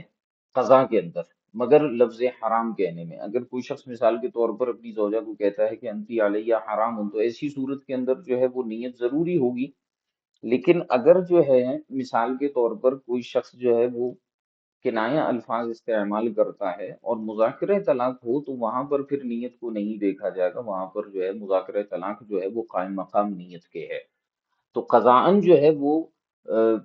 اگر وہ قاضی کے سامنے جھوٹ بھی بول لیتا ہے کہ میری تو نیت نہیں تھی، تو قاضی پوری سچویشن پوچھے گا، پوری کنڈیشن پوچھے گا کہ کیا گفتگو ہوئی تھی۔ تو اگر قاضی کو لگتا ہے کہ یہ واقعی میں مذاکرہ طلاق چل رہا تھا، تو ایسی صورت میں قاضی پھر اس جھوٹ پر اعتبار نہیں کرے گا بلکہ حکم طلاق دے دے گا۔ تو یہاں سے ایک چیز اور سمجھنی ہے ہمیں، بعض اوقات بلکہ اکثر اوقات ہمارے پاس طلاق کے مسائل آتے ہیں، تو ایسی کنڈیشن میں ایک سوال بہت زیادہ ضروری ہوتا ہے کہ آپ تفصیلی مسئلہ پوچھیں، کہ شروع سے آخر تک آپ کو بتایا جائے کہ اصل مسئلہ کیا تھا، اور صرف ایک فریق سے نہیں بلکہ فریقین سے، دونوں سے پوچھا جائے کہ بھئی مسئلہ کیا تھا، تبھی آپ کو جو ہے ایک اچھا نتیجہ مل سکتا ہے۔ اگر آپ یک طرفہ بات سنیں گے یا نامکمل بات سنیں گے، وہ صرف کہے گا کہ میں نے اس کو یوں کہا ہے، تو پھر آپ کو پتہ نہیں چلے گا کہ معاملہ در حقیقت کیا تھا۔ بہرحال اس کے حوالے سے کبھی موقع ملا تو مزید تفصیلاً عرض کریں گے کہ کیا کیا سوالات پوچھنی چاہیے جس سے آپ کو مسئلہ کلیئر ہوگا، کیونکہ عموماً ہمارے یہاں اس طرح کے سوالات پوچھے نہیں جاتے۔ دارالفتہ وغیرہ میں تو اس طرح کے معاملات ہوتے ہیں، لیکن چلتے پھرتے جو ہے وہ ایسے سوالات پوچھے نہیں جاتے، اور ہمیں ایکسپیرینس نہیں ہوتا، تجربہ نہیں ہوتا کہ سامنے والا جو ہے وہ کیا پوچھنا چاہ رہا ہے، تو بعض اوقات ہم جو ہے وہ مسئلہ الٹا بتا دیتے ہیں۔ تو اس لیے جو ہے وہ سامنے والا کوشش یہ کرتا ہے کہ مثال کے طور پر اگر کوئی شخص چاہتا ہے کہ بھئی طلاق واقع نہ ہو، تو وہ کنڈیشن اور مسئلہ آپ کے سامنے اس طرح سے بیان کرے گا، اس انداز میں بیان کرے گا کہ آپ کو یوں لگے گا کہ بھائی واقعی میں طلاق نہیں ہوئی، اور اگر وہ چاہتا ہے کہ طلاق ہو جائے تو وہ کنڈیشن کو ایسے بیان کرتا ہے کہ آپ کو یوں لگے گا کہ طلاق ہو گئی، تو وہ آپ کو دھوکہ دینا چاہتا ہے۔ تو ایسی کنڈیشن کے اندر جو ہے وہ سوال کرتے ہوئے کافی حد تک غور و فکر ہمیں کرنا ہوگا۔ جی، تو ارشاد فرمائیں کہ والمذاکرۃ انما تقوم مقام النیۃ فی القضاء الا فی لفظ الحرام فانہ کنایۃ ولا یحتاج الیہا، کیونکہ لفظ حرام جو ہے یہ کنایہ ہے، اور اس میں جو ہے وہ اس کی ضرورت نہیں ہوگی، مذاکرہ طلاق کی ضرورت نہیں ہوگی۔ فَيُنصَرَفُ إِلَى الطَّلَاقِ إِذَا كَانَ الزَّوْجُ مِنْ قَوْمٍ يُرِيدُونَ بِالْحَرَامِ الطَّلَاقِ، تو پھر ایسی صورت میں جو ہے وہ اس لفظ کو طلاق کی طرف پھیر دیا جائے گا، جبکہ شوہر ایسے قوم اور ایسی قبیلے یا ایسی بولی سے تعلق رکھنے والا ہو، ایسے علاقے سے تعلق رکھنے والا ہو جہاں پہ لفظ طلاق بول کر، لفظ حرام بول کر طلاق مراد لیا جاتا ہے۔ اچھا آگے فرماتے ہیں وَأَمَّا تَفْوِيضُ الطَّلَاقِ وَالْخُلْعِ وَالْإِيلَاءِ وَالزِّهَارِ فَمَا كَانَ مِنْهُ صَرِيحًا لَا يُشْتَرَطُ لَهُ النِّيَّةُ وَمَا كَانَ كِنَايَةً اشترط له النِّيَّةُ۔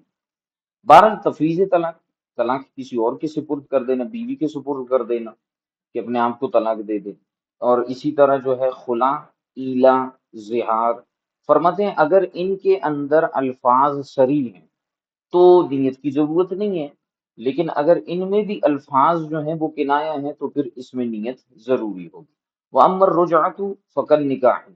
اور رجوع کر لینا، جیسے طلاق رجعی دے دی اور اب جو ہے وہ رجوع کرنا چاہتا ہے، تو فرماتے ہیں رجوع کرنا جو ہے یہ نکاح کی طرح ہے، لأنها استدامته، کیونکہ رجوع کرنا جو ہے یہ اس کو نکاح کی طرح اس لیے کہا ہے کیونکہ رجوع کرنے کا مطلب یہ ہے کہ آپ نکاح کو جاری رکھنا چاہتے ہیں۔ تو جس طرح سے نکاح میں جو ہے نیت شرط نہیں ہے، اسی طرح رجوع میں بھی نیت رجوع شرط نہیں ہے، لیکن ما کان منہا صریحا لا یحتاج الیہا وکنایتھا تحتاج الیہا، لیکن فرماتے ہیں کہ رجوع کے اندر بھی ہم اس شرط کو رکھیں گے کہ رجوع کے اگر الفاظ صریح ہیں یا صراحتاً جو ہے وہ رجعت پائی جا رہی ہے تو ایسی صورت میں نیت کی ضرورت نہیں ہے، اور اگر اس کے الفاظ بھی کنایا ہیں تو پھر ایسی صورت میں نیت کی ضرورت ہوگی۔ اگلا مسئلہ بیان کرتے ہیں وَأَمَّا الْيَمِينُ بِاللَّهِ تَعَالَى، اللہ تبارک و تعالی کے نام کی قسم کھانا۔ تو فرماتے ہیں فَلَا يَتَوَقَّفُ عَلَيْهَا، اگر کوئی شخص اللہ کے نام کی قسم کھاتا ہے تو یہ نیت پر موقوف نہیں ہے۔ فَيَنْعَقِدُ إِذَا حَلَفَ عَامِدًا أَوْ سَاهِيًا أَوْ مُخْطِئًا أَوْ مُكْرَهًا،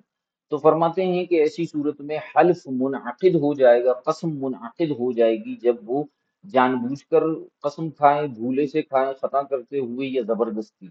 ہر صورت میں اللہ کے نام کی اگر اس نے قسم کھائی ہے تو وہ واقع ہو جائے گی، حلف ہو جائے گا۔ وَكَذَا إِذَا فَعَلَ الْمَحْلُوفُ عَلَيْهِ كَذَلِكَ،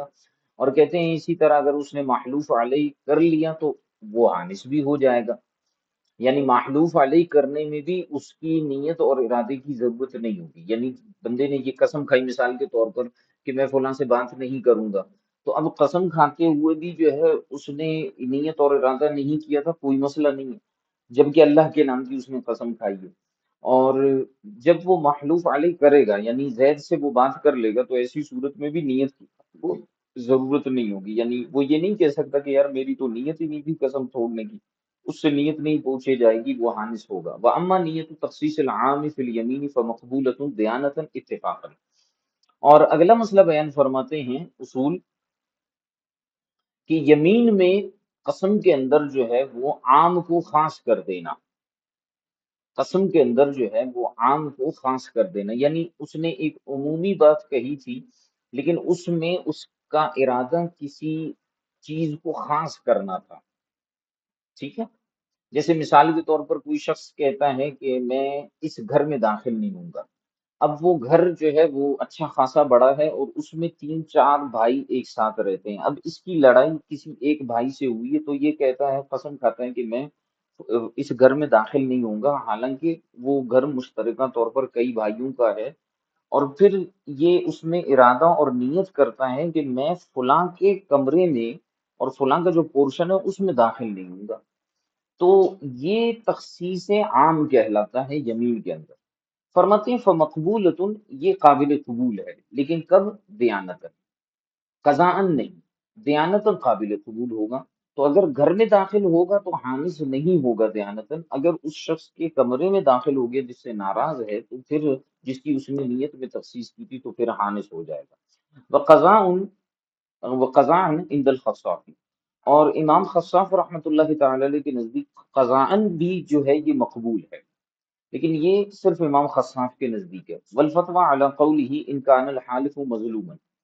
اب امام خصاف کے قول پر بھی فتویٰ ہو سکتا ہے کہ قضاء بھی اس کی یہ تخصیص قابل قبول ہو، لیکن اس میں علامہ ابن نجم مصری فرماتے ہیں کہ اس صورت میں ہوگا جب حالف مظلوم ہوگا، تو اگر حالف مظلوم ہے تو ایسی صورت میں جو ہے وہ قضاءً بھی اس تخصیص کا اعتبار کیا جائے گا. جیسے میں نے گھر کی مثال دی، تو اب اگر حالف بھی اسی گھر میں رہتا ہے،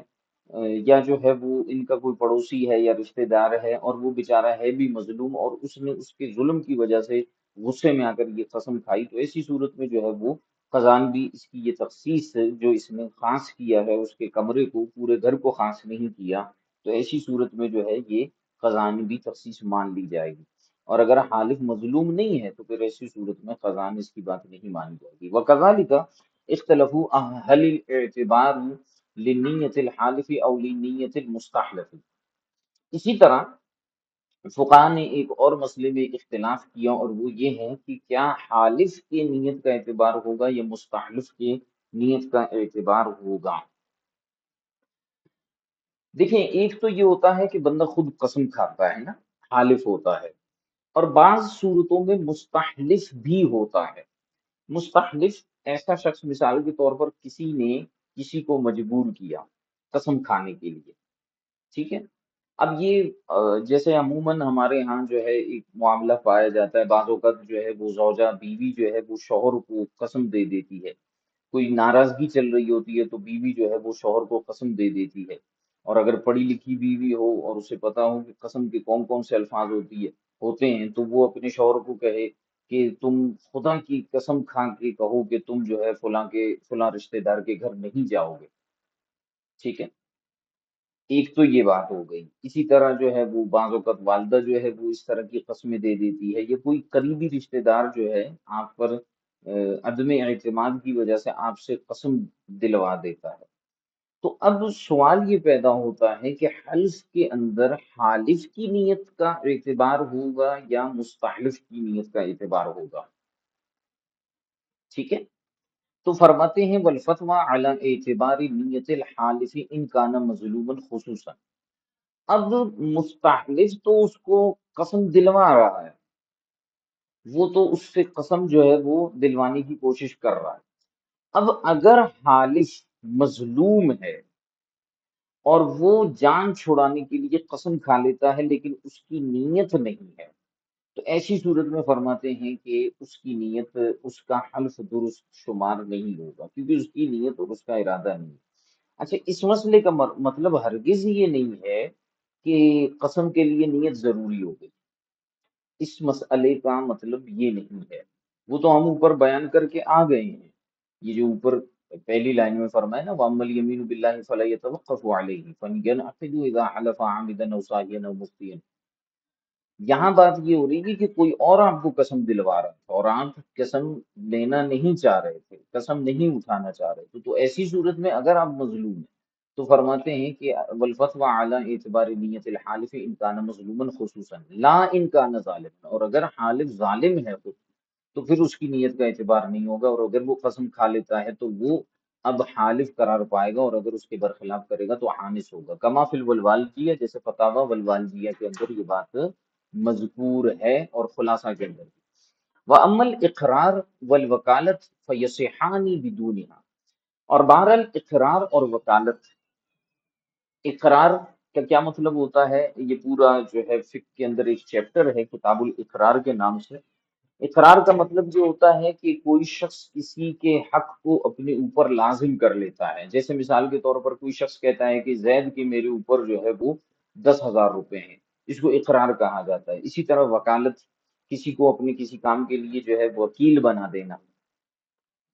تو سوال یہ پیدا ہوتا ہے کہ کیا اقرار اور وکالت میں کسی بات کا اقرار کرتے ہوئے یا کسی کو وکیل بناتے ہوئے کیا نیت ضروری ہے یا نہیں ہے. فرماتے فَيَصِحَّانِ بِدُونِهَا. اقرار اور وکالت بھی نیت کے بغیر صحیح ہوتے ہیں. وَكَذَا الْإِيدَاعُ وَالْإِعَارَةُ وَالْإِجَارَةُ وَكَذَا الْقَذْفُ وَالسِّرْقَةُ. اسی طرح ایداع، ودیعت کرنا. ودیعت کا مطلب یہ ہوتا ہے کہ کوئی شخص کسی کو کوئی چیز بطور امانت کے دے، حفاظت کے لیے.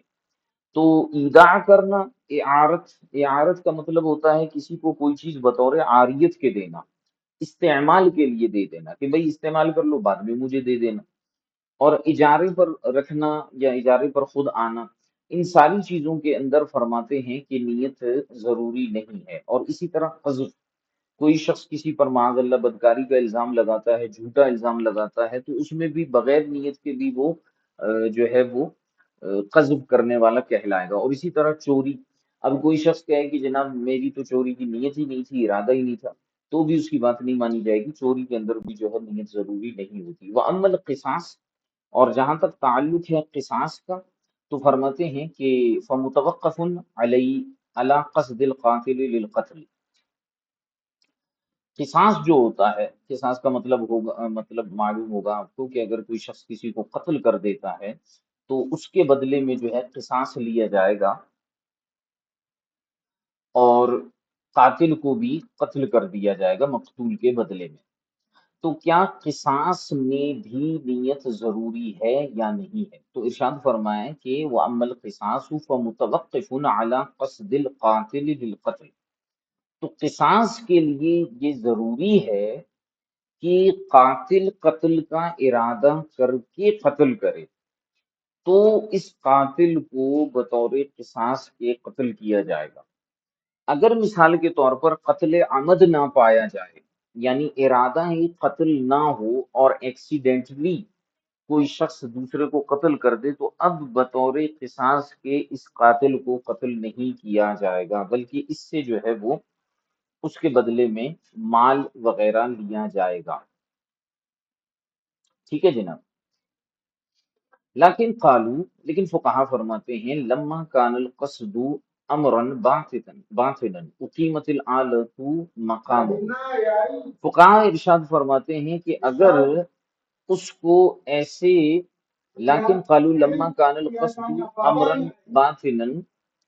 لیکن اگر جو ہے ارادہ، اچھا یہاں پر ایک اور بحث ہے، اس کو سمجھیے گا کہ ارشاد فرمائے کہ فقہا فرماتے ہیں، دیکھیں یہ پیچھے والا مسئلہ سمجھیے گا، اما القصاص فمتوقف علی قصد القاتل للقتل، قصاص میں یہ ضروری ہے، یہ بات اس پر موقوف ہے کہ قاتل جو ہے وہ قتل کا ارادہ کرے گا، ٹھیک ہے، اگر قاتل کے قتل کا ارادہ ہو تبھی جو ہے وہ قصاص ہوگا اس کے اوپر۔ اب سوال یہ پیدا ہوتا ہے کہ اس معاملے میں قاتل تو یہی کہے گا کہ بھائی میرا تو ارادہ نہیں تھا، کیونکہ اس کو پتہ ہے میری جان چلی جائے گی۔ تو فقہا کہتے ہیں لما کان القصد امرا باطلا، قصد اور ارادہ اس مقام پر ایک امر باطل ہے، خاص طور پر اس مقام پر، تو اب ہمیں کیسے پتا چلے گا کہ اس بندے کا ارادہ قتل کرنے کا تھا؟ تو آپ کو پتا ہوگا کہ ہمارے ہاں ملک کے قانون میں بھی اور دنیا میں جہاں بھی قوانین ہیں، ان مقامات پہ ایک چیز کو جو ہے وہ رکھا گیا ہے کہ آلہ قتل کو برآمد کیا جاتا ہے۔ جب آلہ قتل برآمد ہو جاتا ہے تو آلہ قتل یعنی جس چیز سے قتل کیا گیا ہے اس سے اس بات پر دلالت اور ثبوت بن جاتا ہے کہ یہ قتل عمد تھا، ٹھیک ہے، یعنی مثال کے طور پر جو ہے تیز دھاری دار چھری، خنجر یا جو ہے پستول برآمد ہوا، تو اس کا مطلب یہ ہے کہ اس نے قتل عمد کیا ہے، کیونکہ قتل عمد کی جو شرائط وغیرہ ہیں، تعریفات، وہ جب آپ دیکھیں گے تو آپ کو اندازہ ہو جائے گا۔ تو فقہا فرماتے ہیں کہ قصد اور ارادہ تو ایک امر باطن ہے اس صورت میں، لہٰذا ایسے مقام پر ہم کیا کریں گے، آلہ قتل کو اس کے قصد کے قائم مقام کر دیں گے۔ فَإِن قَتَلَهُ بِمَا يُفَرِّقُ الْأَجْزَاءَ عَادَةً كَانَ عَمَدًا وَوَجَبَ الْقِصَاص، لہٰذا علامہ ابن نجم مصری فرماتے ہیں کہ اگر اس نے، اس شخص کو، قاتل نے مقتول کو کسی ایسی چیز سے قتل کیا تھا کہ جو عادتاً اجزاء کو اور اعضاء کو ٹکڑے ٹکڑے کر دیتا ہے، جیسے تلوار، خنجر، بھالا، ایسی کوئی چیز ہو کہ جو اعضاء کو ٹکڑے ٹکڑے کر دے، ٹھیک ہے، تو ایسی صورتحال کے اندر فرماتے ہیں کانا عمدن، یہ قتل قتل عمد ہوگا، وجب القصاص، اور قصاص واجب ہوگا۔ اب یہ نہیں ہے کہ قاتل کہے گا جی میرا تو کوئی ارادہ نہیں تھا، ارادہ نہیں تھا، تلوار اٹھا کے اس کی گردن اڑا رہے ہو اور تمہارا ارادہ نہیں تھا، یہ کیسے ہو سکتا؟ اسی طرح بندوق ہے، ٹھیک ہے، اب گولی بندے کے جو ہے وہ جسم کو پھاڑ دیتا ہے، تو ایسی صورتحال کے اندر بھی یہ قتل عمد شمار ہوگا۔ اب گولی چلا رہا ہے سامنے والے پر اور کہتا ہے کہ میرا ارادہ نہیں تھا، یہ کیسے ہو سکتا ہے؟ تو آلہ قتل کو قصد کے قائم مقام کیا گیا۔ وَإِلَّا فَإِن قَتَلَهُ بِمَا لَا يُفَرِّقُ الْأَجْزَاءَ عَادَةً، اور اگر اس نے جو ہے وہ کسی ایسی چیز کے ذریعے اس کو قتل کیا ہے جو عادتاً اجزاء کو اور اعضاء کو جو ہے وہ متفرق نہیں کرتا، نہیں پھاڑتا، لیکن یقتل غالباً، لیکن عموماً اس سے قتل کیا جاتا ہے، فہو شبہ عمد، تو وہ قتل عمد تو نہیں ہوگا لیکن شبہ عمد ہوگا، یعنی جیسے بندوق وغیرہ ہیں ان سے قتل کیا جاتا ہے، اب کوئی ایسی چیز ہو جس سے عموماً قتل نہیں کیا جاتا لیکن غالباً قتل کیا جاتا ہے، ٹھیک ہے، تو پھر ایسی صورتحال کے اندر جو ہے وہ شبہ عمد ہوگا نہ، اور اس میں قصاص نہیں ہوگا امام اعظم کے نزدیک۔ وَأَمَّا الْخَطَأُ بِأَنْ يُقْصَدَ مُبَاحًا فَيُصِيبُ آدَمِيًّا كَمَا عُلِمَ فِي بَابِ الْجِنَایَاتِ،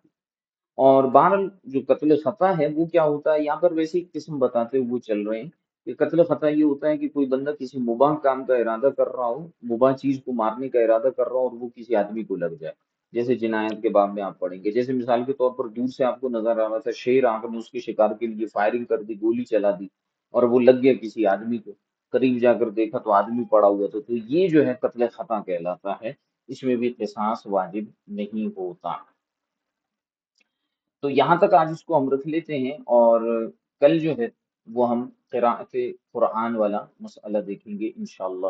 کریم۔ امید ہے آپ کو جو ہے وہ آج کا سبق سمجھ میں آ گیا ہوگا، اگر کوئی بات سمجھ میں نہیں آئی ہے تو آپ ارشاد فرما دیں، انشاءاللہ آپ کو جواب دینے کی کوشش کریں گے۔ جی جناب، کوئی سوال وغیرہ؟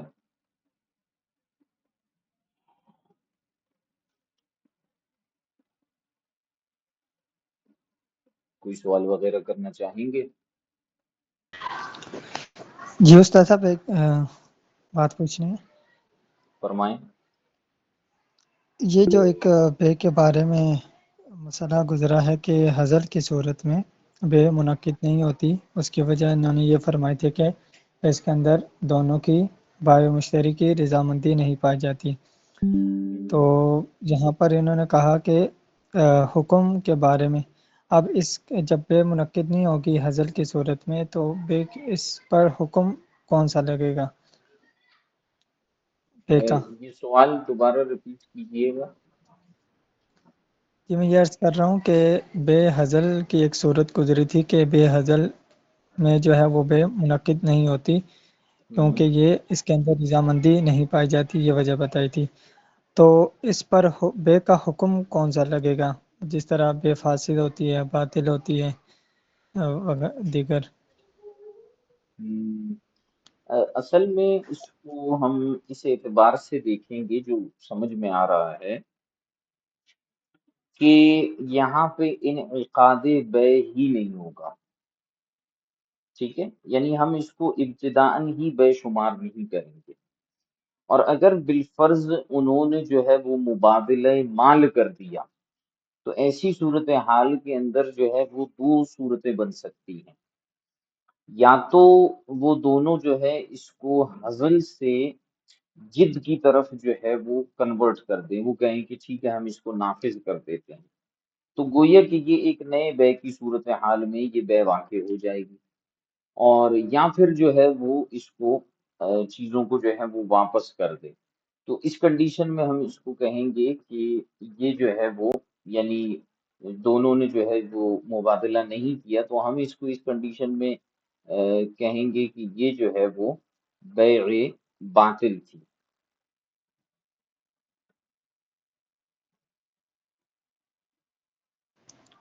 جی ٹھیک، مطلب اس کو بے باطل کے زمرے میں شمار کریں گے سرے سے ہی؟ ابتدانی بے نہیں ہوئی نا، یہ بے فاسد وہ ہوتا ہے جس میں شرط سے فاسد لگائی جاتی ہے، بے فاسد اور باطل میں فرق یہ ہوتا ہے، بے باطل جو ہے نا وہ ابتدان بے ہی نہیں ہوتی، اور بے فاسد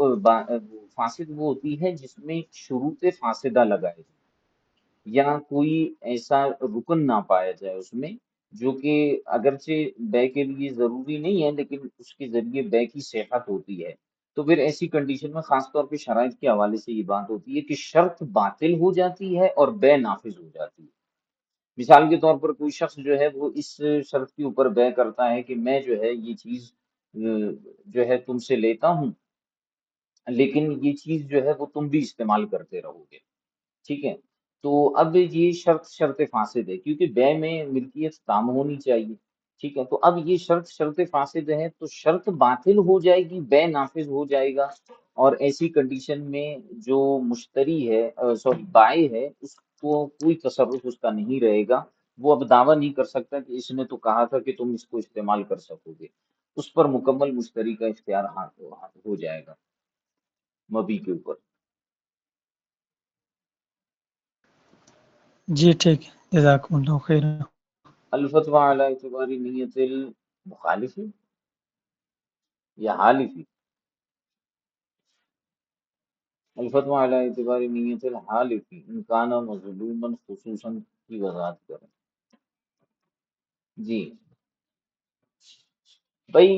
نیت جو ہے وہ حالف کی نیت کا اعتبار ہوگا، اسی پر فتویٰ ہے اگر وہ خاص طور پر مظلوم ہو، یعنی جیسے میں نے کہا نا کہ مثال کے طور پر کسی کا شوہر بیچارہ بڑا مظلوم ہے، اور بیوی جو ہے وہ اس کے اوپر ظلم کرتے ہوئے سے کہتی ہے کہ خبردار اپنی بہن کے گھر نہیں جانا، قسم کھاؤ کہ تم اپنی بہن کے گھر نہیں جاؤ گے، اور وہ کہتے قسم کھاتا ہوں تمہارے سر کی قسم، وہ کہتی ہے نہیں، وہ ماشاء اللہ سے کوئی عالمہ ہوگی، وہ کہے گی نہیں اللہ کے نام کی قسم کھاؤ کہ تم اپنے بہن کے گھر نہیں جاؤ گے، تو وہ جو ہے وہ کہتا ہے کہ بھئی اللہ کے نام کی قسم ہے مجھے کہ میں اپنے بہن کے گھر نہیں جاؤں گا۔ اب حالف جو ہے ایسی کنڈیشن میں بیچارہ مظلوم ہے، ٹھیک ہے، اور وہ ایسی کنڈیشن میں حلف کی نیت نہیں کرتا، اس کا ارادہ ہی نہیں ہے قسم کا، تو ایسی صورت میں فرماتے ہیں کہ اس کی قسم نہیں ہوگی۔ اگر وہ ارادہ کر کے قسم کھا لیتا ہے تو پھر ایسی صورت میں اس کے قسم کا اعتبار ہوگا، اور اگر وہ مظلوم نہیں ہے، خود ظالم آدمی ہے، تو پھر جو ہے اس کی نیت نہیں دیکھی جائے گی، ویسے ہی اس کو وہ کیا جائے گا۔ جیسے مثال کے طور پر گھر میں لڑائی جھگڑا چل رہا تھا، اب بھائی بھی جو ہے وہ اپنی بیوی کے سائڈ پہ لیتے ہوئے بڑے زور و شور کے ساتھ اپنی بہن کے ساتھ لڑائی کر رہا تھا، تو عورت نے جو ہے اور اسے پمپ کر دیا کہ جناب قسم بھی کھا لو تم، اور اس نے قسم بھی کھا لی ظلمن، تو ایسی صورت میں بعد میں وہ بولے گا بھائی میری نیت نہیں تھی، تو اس کی نیت کا اعتبار نہیں ہوگا، اس کا حلف جو ہے وہ اب متحقق ہوگا، اور اگر وہ اس عمل کو کرے گا تو حانث قرار پائے گا۔ میرے خیال سے اس مثال کے ذریعے جو ہے وہ اچھے انداز میں آپ کو یہ مسئلہ سمجھ میں آ گیا ہوگا، نہیں آیا تو بتا دیجیے۔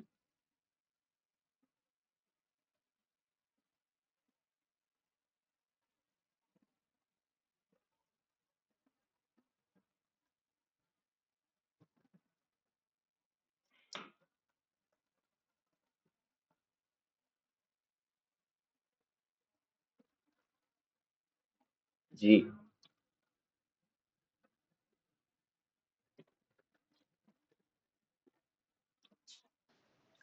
جی ایک اور سوال ہے، اگر آپ کی اجازت ہو۔ فرمائیں فرمائیں۔ جی یہ طلاق کے حوالے سے ایک قضان طلاق کا حکم دیا جاتا ہے، اور ایک صورت میں دیانتاً، یعنی عند القاضی طلاق کا حکم، اور ایک عند اللہ۔ تو جو دیانتاً طلاق ہوتی ہے، یعنی عند اللہ طلاق ہوتی ہے، اس میں مطلقاً نیت کی حاجت و ضرورت ہوگی۔ دیانتن میں؟ جی جی، یا جی اس سے میں نیت کا سمجھا کوئی نہیں، تعلق نہیں ہے۔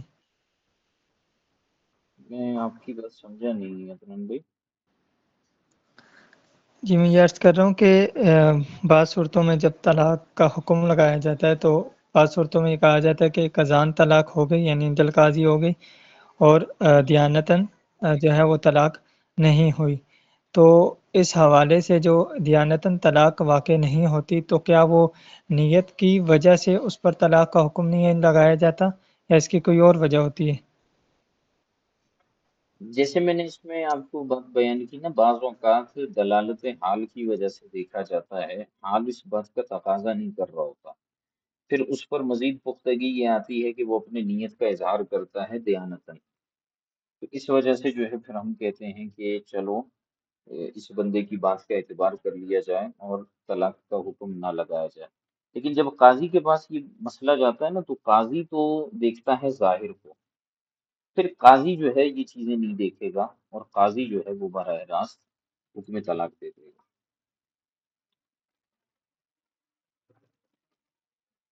بات آئی سمجھ میں؟ جی سمجھ میں آ گئی، لیکن وہ آ، دیانتاً کی کیا صورت ہوگی؟ وہ معاملہ مخفی ہونے کی وجہ سے وہاں نہیں حکم لگتا یا نیت کی وجہ سے؟ احتمال آ جاتا ہے وہاں پر، اور اس احتمال کو دور کرنے کے لیے متکلم سے اس کا ارادہ اور اس کی نیت پوچھی جاتی ہے، قضاءً نہیں پوچھی جاتی۔ یعنی لوگوں کے درمیان اس کی کیفیت کو دیکھا جاتا ہے کہ واقعی میں یار سمجھ میں آتا ہے کہ یہ بات صحیح ہے، اور وہ خود بھی بیچارہ جو ہے وہ اس حوالے سے اسے پتا ہے میں قاضی کے پاس جاؤں گا نا تو مسئلہ ہو جائے گا گڑبڑ، اس لیے وہ کیا کرتا ہے کہ وہ جو ہے پھر قاضی کے پاس نہیں جاتا اور دیانتاً جو ہے وہ بیٹھ جاتا ہے، اور اس صورت میں پھر طلاق واقع نہیں ہوگی۔ مثال کے طور پر جیسے ہم نے یہی مثال پڑھی آپ کے سامنے کہ اگر کوئی شخص جو ہے وہ بیوی کے ہاتھ کھول رہا ہے رسی سے،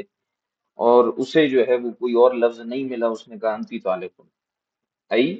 طالق عن الوثاق، ٹھیک ہے؟ تو اب وہ بالکل بیچارہ اپنی نیت میں جو ہے وہ بری ہے، صاف شفاف انداز میں اس نے جو ہے وہ نیت کی ہوئی ہے کہ وہ جو ہے طلاق کی نیت کر ہی نہیں رہا، لیکن اب اسے پتا ہے کہ بیوی اس کی بار بار کہے گی کہ بھائی چلو قاضی کے پاس، مسئلہ تو خراب ہو گیا، تو اب اگر اسے پتا ہے میں قاضی کے پاس جاؤں گا، قاضی تو ظاہر کا حکم لگائے گا تو طلاق کا وہ دے دے گا،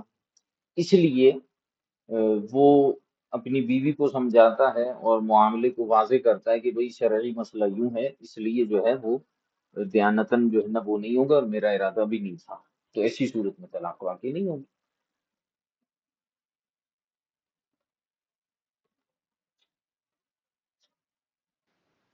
جی ٹھیک ہے، جزاکم اللہ خیر۔ جی، اور کوئی سوال؟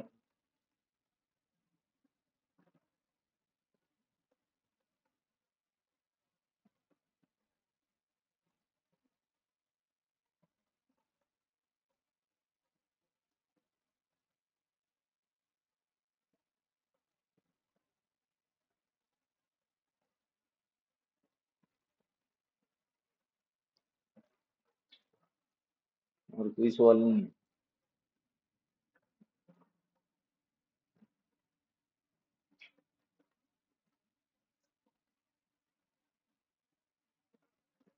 اس صورت میں بیوی کو علم ہو گیا تو کیا اس پر شوہر سے الگ ہونا واجب ہو جائے گا کیا؟ کس صورت میں؟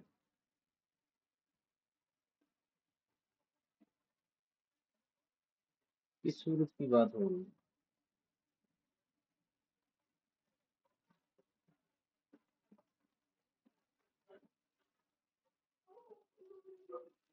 کس صورت کی بات ہو رہی ہے؟ کون سی کنڈیشن ہے یہ؟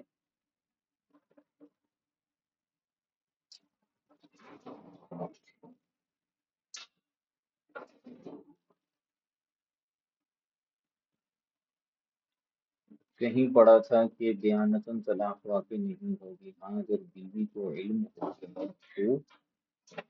کہاں پڑھا تھا؟ کہیں کا کیا مطلب ہے؟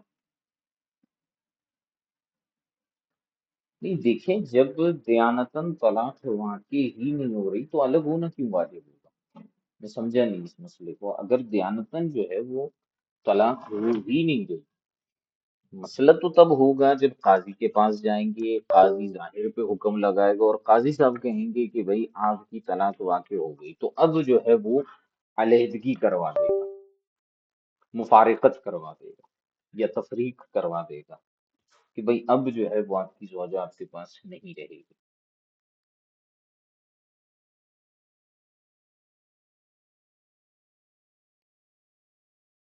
قسم دے، یہ آپ مجھے بھیج دیجئے، اس کا اسکرین شاٹ بھیج دیجئے، میں دیکھوں یہ کس صورت حال کے اندر ہے۔ بات قاضی تک گئی نہیں، بیوی تک گئی ہے۔ بیوی قاضی ہے کیا کہ وہ الگ ہو رہی ہے؟ تو کیا بیوی کو قضا کا حق حاصل ہے کہ وہ الگ ہو رہی ہے؟ میرا اصل میں سوال یہ ہے، ہو سکتا ہے شرعی مسئلہ ہے، بالکل میں غلطی پر ہو سکتا ہوں، لیکن سوال یہ ہے کہ اس میں جو ہے وہ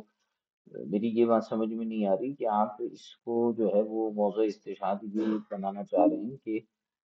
اگر بیوی کو پتہ چل گیا اب وہ جیسے میں نے مثال دی کہ بھئی وہ بیوی کے ہاتھ کھول رہا ہے، اس نے رسی سے باندھے ہوئے تھے،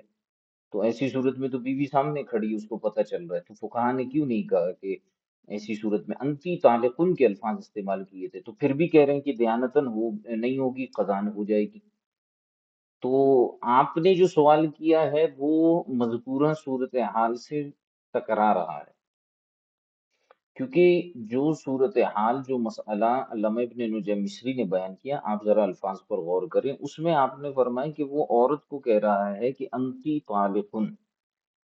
اور اس صورت میں جو ہے وہ دیانتن طلاق واقع نہیں ہو رہی، خزان ہو رہی ہے، تو اسے تو علم ہو رہا ہے۔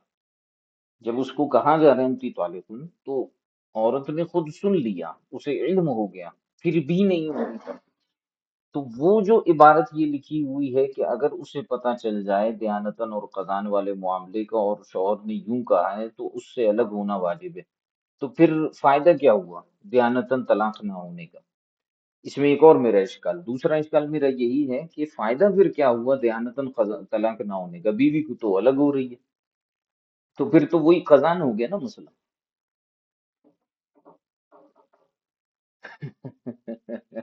جس صورت میں عورت کو علم نہیں تھا اور دیانتن والا سین ہو گیا، کوئی فلم کا سین چل رہا ہے۔ بھئی عورت کو علم نہیں تھا اور دیانتن والا معاملہ ہوگا تو عورت کیوں الگ؟ اگر عورت کو الگ ہی ہونا ہے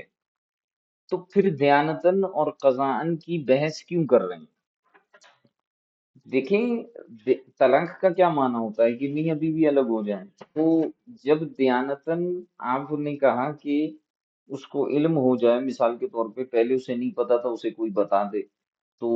اب دیانتن جو ہے وہ طلاق نہیں ہو رہی، تو پھر بھی عورت جو ہے الگ ہوگی، تو سمجھ میں نہیں آ رہا ہے، یہ خلاف عقل ہے کہ پھر دیانتن اور قضان کی ہم بحث کیوں کر رہے ہیں، یہ تقسیم کاری کر کیوں رہے ہیں؟ ان کو دونوں کو ساتھ رکھنے کے لیے تو ہم کہہ رہے ہیں کہ دیانتن نہیں ہوگی، اور آپ یہ کہہ رہے ہیں کہ نہیں جی اس کو جو ہے نا الگ کر دو، عورت الگ ہو جائے۔ اگر اس کو ویسے ہی شوق ہے الگ ہونے کا تو پھر وہ الگ بات ہے، پھر تو وہ نہ دیانتن دیکھے گی نہ خزان دیکھے گی۔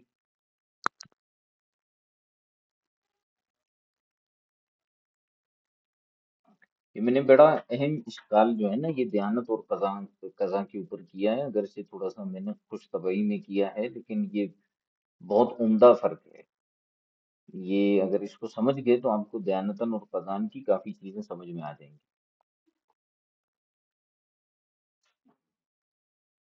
نہایت عمدہ فرق بیان کیا میں نے۔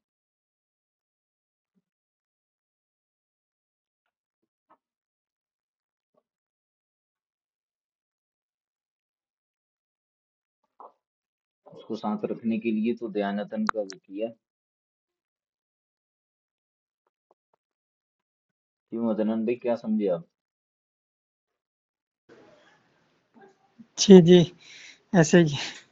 اگر اس نے الگ ہی ہونا ہے تو پھر قضا اور دیانت کا ہے نا، چکر ہی، ہے نا، پھر تو مسئلہ ہی نہیں کوئی۔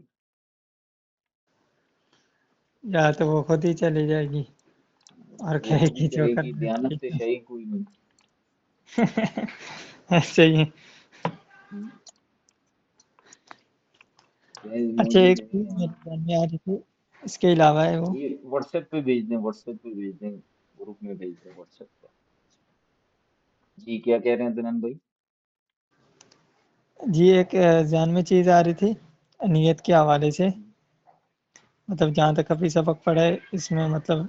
ایز اے قانون اور اصول، ہو سکتا ہے اس میں غلط بھی ہوں، آپ اصلاح فرما دیں۔ کس حوالے سے؟ نیت کے حوالے سے میں نے ذہن میں آئی تھی تو میں نے لکھ لیا تھا، سوچا تھا جی کہ سبق کے بعد جی پیش کر دوں۔ جی فرمائیں۔ کسی کا مائک کھلا ہے میرے خیال میں۔ جی یہ تھا کہ با نیت ضروری ہوتی ہے، یا تو اس شے کی صحت کے لیے ہوتی ہے یا اس شے کے لیے ہوتی ہے، اور بعض امور میں نیت ضروری نہیں ہوتی، جیسے وقت کا مسئلہ ہو گیا اور ہبہ کا، اور اس کے علاوہ تو اگر ہم ان کو دو چیزوں حصوں میں تقسیم کر لیں، ایک ہے عبادت اور ایک ہے عبادت کے علاوہ جو عبادت کے طور پر ادا نہیں کیے جاتے، تو جو عبادت ہوں گے اس میں ہم یہ کہیں گے یہاں نیت ضروری ہے، بغیر نیت کے یہ عمل نہیں جو ہے وہ ادا ہوگا، اور جس کا تعلق عبادت سے نہیں ہوگا بظاہراً تو وہاں پر نیت ضروری نہیں ہے، ہاں ثواب کی نیت کر لے تو پھر وہ ایک استثنائی صورت ہوگی۔ تو ایسا ممکن ہے یا اس میں کچھ ہے؟ ہم اس میں یہ کہہ سکتے ہیں کہ جیسے میں نے کہا نا، عبادت مقصودہ خاص طور پر جو ہے نا، اس میں تو صحت کے لیے نیت کا اعتبار کیا جائے گا۔ اب اس کے پیچھے ایک حکمت ہے، وہ یہ ہے کہ عبادات جو ہیں وہ بظاہر تو ہمیں ایسے ہی لگتے ہیں کہ عام افعال ہیں، جیسے مثال کے طور پر روزہ رکھنا ہے کہ بندہ جو ہے ویسے ہی بھوکا رہے، ٹھیک ہے۔ تو اب اس کو عبادت کی شکل دینے کے لیے اور اس کو صحیح قرار دینے کے لیے ہم نے نیت کو رکھا ہے۔ تو جتنے بھی عبادات مقصودہ ہیں ان میں اس چیز کو، اس فائدے کو حاصل کرنے کے لیے شریعت مطہرہ نے جو ہے وہ نیت کا باب باندھا ہے اور رکھا ہے۔ پھر جہاں پر جو معاملات کی بحث آتی ہے، تو معاملات چونکہ ان کے اندر آتی ہے وسعت، اور یہ آپس میں انسانوں کے معاملات ہوتے ہیں، اس لیے اگر ان مقامات پر آپ نیت کے لزوم کا قول کریں گے تو وہاں پر حرج، اور حرج عظیم بعض صورتوں میں لازم آئے گا۔ اس لیے ہم نے کہا کہ جی معاملات کے اندر اکثر مقامات پر ہم نے نیت کو شرط قرار نہیں دیا، لیکن آپ اگر نوٹ کریں تو معاملات میں کچھ مقامات پر نیت ضروری ہے، جیسے طلاق، اور وہ بھی کنایا، کہ اس میں جب احتمال اور شکوک پیدا ہو رہے ہیں تو اس وجہ سے ہم جو ہے وہ کنایا کے اندر جو ہے وہ نیت کو شرط قرار دے رہے ہیں۔ خلا کے اندر، ایلا کے اندر اگر الفاظ کنایا کے ہیں تو ایسی ساری صورتوں میں جیسے امام ابن نجیم نے فرمائے کہ وہاں پھر نیت کا اعتبار ہوگا، ٹھیک ہے۔ تو آپ کر سکتے ہیں یہ تقسیم، لیکن آپ کو اس میں تخصیصات پھر لگانی پڑیں گی، اس لیے مناسب وہی ترتیب ہے جو انہوں نے یہاں پر بیان کی ہے۔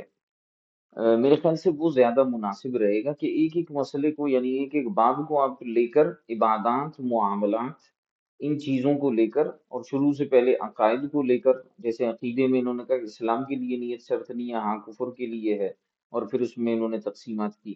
پھر جب عبادات میں آئے تو وہاں پر مقصودہ غیر مقصودہ کی تقسیم کی، اور معاملات میں جب آئے تو وہاں پر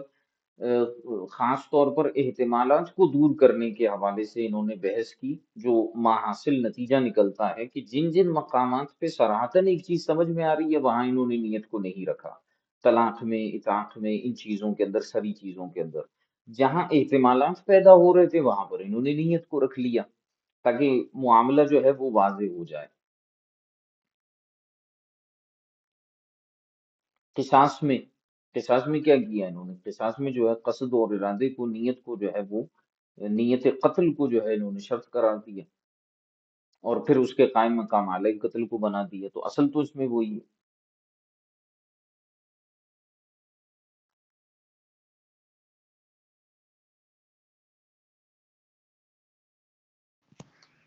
جی اب واضح ہو گیا ماشاء اللہ۔ جی اور کوئی سوال؟